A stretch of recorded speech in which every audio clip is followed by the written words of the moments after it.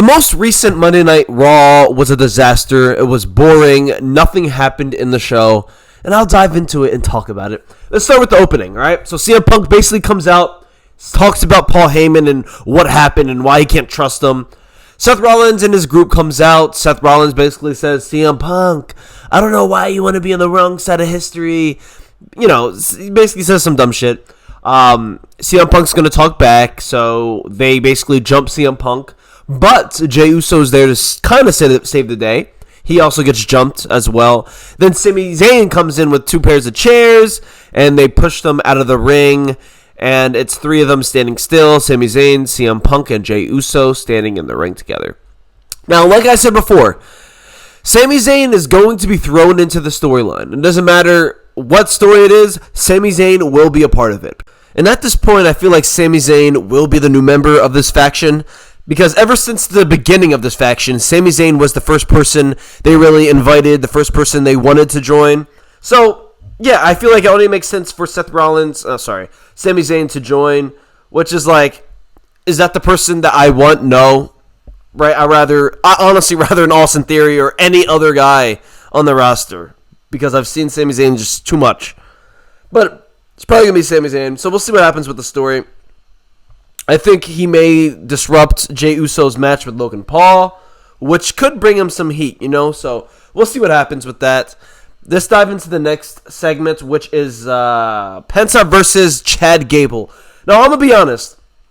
This match was not to my liking. It was pretty boring. And usually, there's not much matches that you can find from Pensa that's boring. Same with Chad Gable.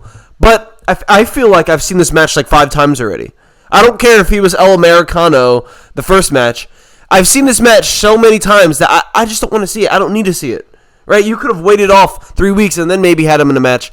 But Pensa is too new to have the same matches on and on and on. Right?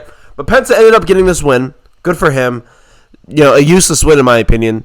So yeah, that's it for this segment. Now, the next thing I want to talk about is the American Made versus the War Raiders. Now, altogether, I enjoyed this match. I'm happy that the Creed brothers are finally getting some matches, right? They need to get a push at this point because I'm not going to say they're irrelevant, but whenever they show them, they're not talking, right? So, they're like lackeys. I want them to kind of grow as a character, grow as a tag team. Because when you look at older WWE, there were so many young tag teams that progressed into a superstar, right? You look at Edge and Christian. Both of them became great single stars, right? You look at Jeff Hardy and Matt Hardy. Both of them became great solo stars, you know? We need more of that in today's wrestling. We need more of the young tag team guys who develop and develop into a single star. Like, that's kind of the progression that Vince McMahon took, right? Or how he created his stars is, all right, you guys are young. You guys want to get over? Put on some banger matches as a tag team. Right? Tell us some good stories, and if you're good enough, I will push you. That it's simple as that. Simple as that. You know, instead, we kind of have a new tag team each year, and then, you know, one tag team that was prominent isn't as prominent anymore, and they basically just lose screen time. Right? And then they're just in the background doing nothing. And then they come back, they win the tag team champions for like a month, and then they lose, and then they're back to doing nothing. Like that's what the tag team feels like. Right? That's what the division, for both shows, I'm going to be honest, both shows feel like. All they have to do is grab young talent, put them as a tag team, give them a gimmick. It's not hard. It really is not hard. I mean, fuck. You have so much talent. You have so much people on this roster. Use it. But yeah, I'm happy that the Creed brothers are finally being used, and let's see what happens in the future. I mean, obviously, this happens once every month, right? Or once every 2 months. The Creed brothers are in a match. And then for the next month, they're quiet. You don't hear a fucking word from them. So we'll see what happens. Hopefully, we can see some progression in their characters or even in the story. I don't know what story they currently are in. But, yeah, they got to start something. Because here's another problem I have with Triple H, right? Like, the El Americano storyline, there should be some stories between the people in his faction. Right? Like, Why are we not hearing any of their thoughts? Why are we not hearing the Creed brothers? Why are we not hearing Ivy Neal or Nia, whatever the fuck her name is? Why are we not hearing their thoughts or what they have to say? Why are they not having secret meetings about Chad Gable and how he's a psychotic person who thinks he's 2 different people? Like, you would expect that maybe they have at least one fucking vignettes or one fucking promo in the backstage of them talking about Chad Gable. But no, we don't hear any of that. Next, we have a vignette, a promo in a backstage with Braun Breaker and Seth Rollins. And to be honest, this was a pretty awkward promo. Basically, I don't even know what they said, but all I remember is Seth Rollins basically whispering in Braun Breaker's ear. And from what we know now, he basically told Braun Breaker, jump Jey Uso. Why the fuck did you have to whisper to Braun Breaker? There's no one else in the room. But you're going to whisper to Braun Breaker, beat up Jey Uso like that's some secret fucking thing? I would expect that. If I was Jey Uso and I saw Braun Breaker, I'm going to expect a fight. I'm not going to expect him to give me a fucking handshake or some shit. So yeah, basically he whispers in his ear to tell him to beat up Jey Uso. That's what I'm thinking, because later in the show, he jumps Jey Uso. So if that's not what Seth Rollins told him, then I don't know what the fuck of a point was a whisper in the ear for. So yeah, next segment. We have Grayson Waller and Austin Theory. They argue basically live on Raw. Grayson Waller was like, well, I give you a rematch to Sheamus. And then Austin Theory was like, well, I talked to Sheamus and I talked to Adam Pearce, and maybe we're going to make him fight you. Ah, man.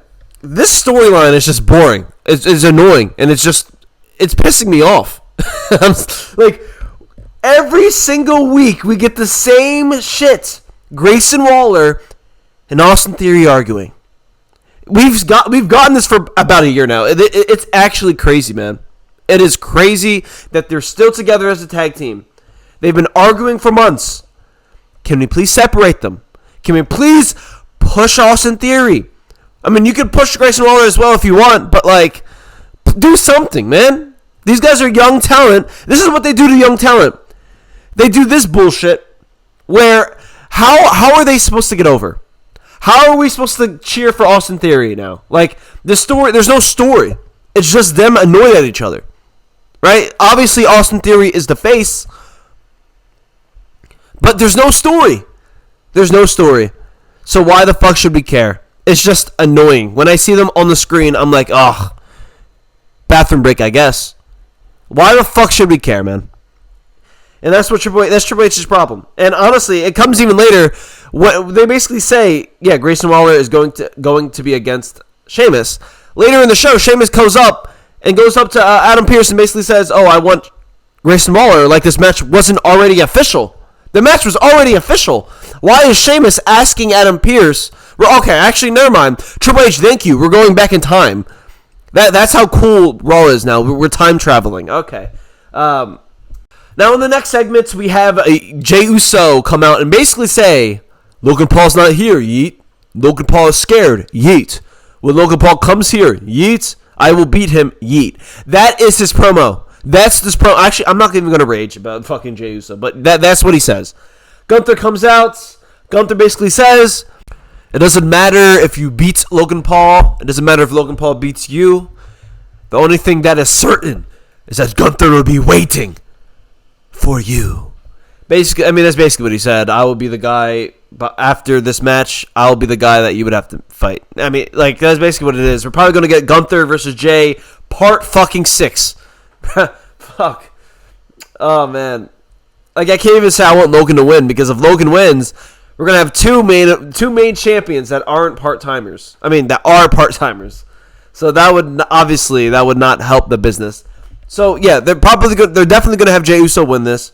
Jey Uso is going to retain. He's going to probably beat Gunther again, which, oh, man, if that happens, Gunther's buried at this point, right? Gunther tapped out to Jey Uso in 5 seconds. He had a match against Pat McAfee, and I'm not going to say he went 50-50 with Pat McAfee, but it was, Pat McAfee got some moves in, right? So if you're almost 50-50 with Pat McAfee, I don't know why you're even in contention for a World Heavyweight Champion. But, hey, it's Triple H, right? Things aren't supposed to make sense. You know? It's Triple H, guys. We then have a match with Finn Balor versus AJ Styles. And, to be honest, I don't know why the fuck we even had this match, right? Like, Finn Balor loses every single match. I don't see the point of having Finn Balor lose another. But that's what we did in this match. Finn Balor loses with the help of Carlito. With the help of his Judgment Day, he still loses. So, I mean, If that doesn't tell you where Finn Balor is in his career, you know, it sucks because I do like Finn Balor, but Finn Balor isn't a world heavyweight title guy at this point, right? Like, he's a mid-card guy, but he's not even winning mid-card matches. So, yeah, Finn Balor is done. Becky Lynch then has a promo. To be honest, I don't know what the fuck she says, and to be honest, I don't care. Next, we have Rusev the Redeemer in a vignette. Honest, this was probably my favorite vignette ever. For a specific person. Rusev was speaking facts, and Rusev, I'm excited to see what they do. But to be honest, all they're going to do, he already went against fucking, what's his name? Otis. He's probably going to go against Tozawa. So he's going to fight both of the Alpha Academy people. And then he's going to, I don't even know what he's going to do after that. But really, Tozawa? We're going to have to sit through a match of Tozawa versus Rusev. Okay. But Rusev does look good. I think his promo ability, honestly, is really, really good. Like, he's a believable character. Rusev the Redeemer. That's a dope-ass name. He's a believable character. He has a pretty good physique. I mean, that's who you should push. These are guys that you should push, you know? Next, we have Io Sky and Rhea Ripley versus Gilia and Roxanne Perez. Now, to be honest, I did not even watch this match, so I can't really talk much about it. The story was just boring as fuck. Yes, okay. What's his name? Roxanne Perez jumped Rhea Ripley. That's the story. That's why they have a main event match on Raw. Really? Really? For my main event, I want more context to a story. For a main event on Raw, I want more context to a story. It is that simple. That's it. That's the main problem. Okay? There's no context to the story. Why the fuck should I even watch this match? So yeah, there we go with that. And you know, to end this, I want to talk about Jeff Cobb real quick. I don't want to sound bitter or anything, but why are we giving a 42-year-old guy a debut and automatically he's going to have one of the main storylines in WWE? Why the fuck are we trying to push a guy like Jeff Cobb when we have other younger talents on this roster that is not getting pushed? That is my issue with WWE. Why are we not creating superstars? Why are we not promoting our own superstars that we have on WWE? But we rather grab these older guys, these veterans, and then mold them into superstars at the age of 40. Like, that's not going to work. That does not help your business. What's his name? Jeff Jarrett? What the fuck is his name? I forgot his name already. Jeff Cobb. There we go. Jeff Cobb. Like, I don't understand why they're signing guys like Jeff Cobb, even Aleister Black. Like, I don't think Aleister Black is ever going to get over. He's a heel that gets cheered. And it's not like it's loud cheers. It's kind of like a mid cheer. And I don't think he's ever going to get over as a heel. So, yeah. Even as a babyface, I don't think he's going to be a great babyface. So, he's going to be that mid-card guy who's going to constantly just be in the mid-card and take opportunities from our younger talent. And the main problem with the WWE right now is creating stars, creating superstars. That's the problem. And I don't even see Triple H wanting to fix that. I don't see him wanting to change anything that he's doing. I don't see anything of urgency. I don't see him trying to push any young talent. That's a problem. Like, I just don't understand why we're not trying to create new stars. Why are we watching the same show every single show? It's like I'm watching the same shit every week. I'm watching the same shit every week, guys. Wow. That's going to be it for this video. Drop a like, subscribe to the channel, and I'll catch you guys on the next video. Peace out.